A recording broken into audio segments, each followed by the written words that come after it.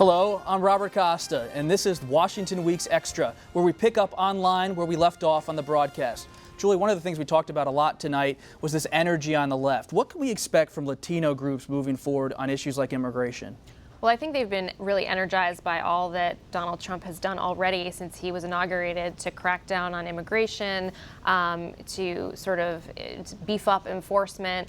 And, you know, as Dan said earlier, people are really feeling the fear and feeling the uncertainty in their communities. And I think what we're seeing is an effort to really capitalize on that in an election. So on the day that Donald Trump is going to make his big speech to the joint session of Congress, there's a Latino PAC, the Latino Victory Fund, that's going to come to D.C. and have a big summit where they've invited all the big leaders in their community, members of Congress from Hispanic communities, the first Latina senator, Catherine Cortez Masto, to talk about ways that they can harness some of this energy and actually put it back into races, not just for Congress, but also at the state, also at the local levels, in communities that are actually going to be affected by these things, like sanctuary cities and places that don't actually want to play ball with some of these efforts to really go after and round up undocumented immigrants. So we're going to see some of that starting next week, and I think the real question is whether they're going to be able to actually sustain any of this, given that, you know, we do have an all-Republican Congress, a very energized Republican president. Are they going to be able to,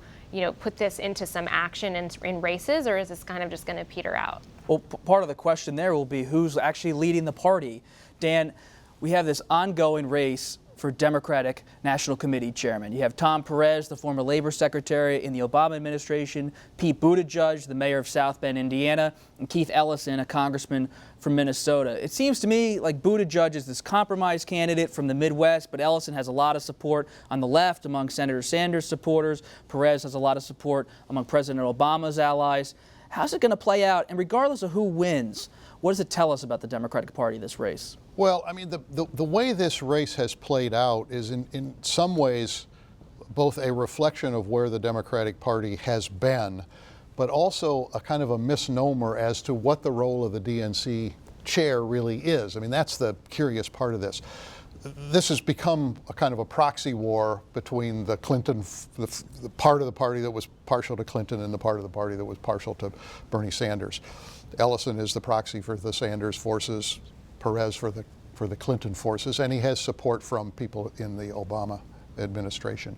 And that does define a division within the party that is going to outlast this vote. I mean, when you go through the kind of primary that the Democrats went through, those divisions are lasting. They take a while to get over, and so those forces are going to be there.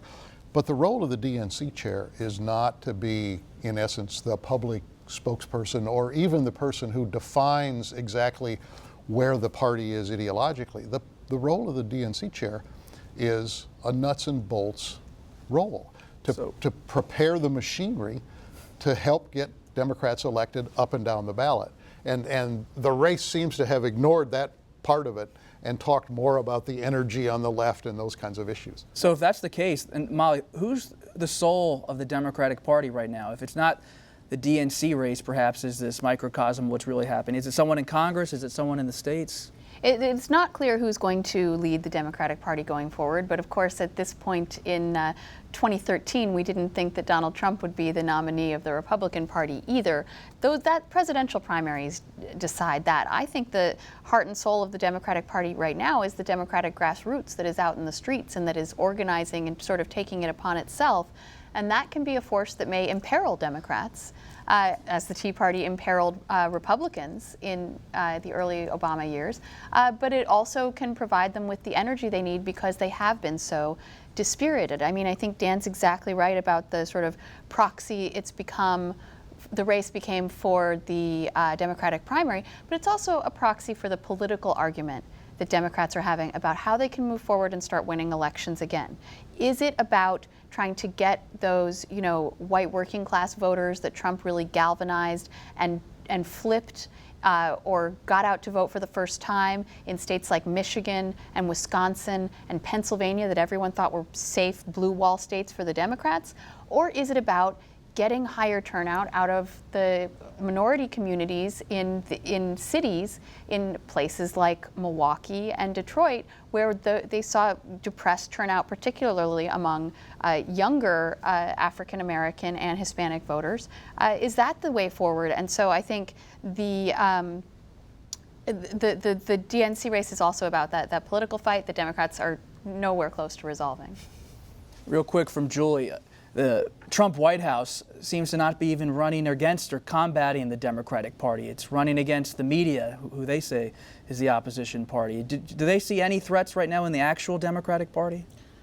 I don't think so. I mean, I think until we know the direction that the Democratic Party is going to take, I do think that Donald Trump prefers to kind of run against and sort of be opposed to, in a forward-facing manner, the press. And he's actually said, the press is much more effective as an opposition than Democrats are. I mean, he does actually know that he's going to have to work with some Democrats to get some of this stuff done. So there is going to have to be some sort of bridge building that goes on there. But right now, I don't think we see him taking on any one faction or any one person in the Democratic Party in that way. And I think part of it is, as Molly said, we don't know who that person or that force really is. He is kind of going to war against the grassroots movement, though. I mean, we hear him sort of characterize them as paid protesters and, undermining sort of their point of view. And so, it'll be interesting to see whether that continues as well, because that's also a pretty unconventional way to talk about political movements in this country, even though those that oppose you. And Steve Bannon, he said at CPAC, no moderation and a fight every day. So Democrats dig in. That's it for the Washington Week Extra. While you're online, test your news knowledge on the Washington Weekly Quiz. Plus, join us as Washington Week celebrates its golden anniversary with a look back at the 10 biggest stories Washington Week covered in its first 50 years. I'm Robert Costa. Thanks for watching.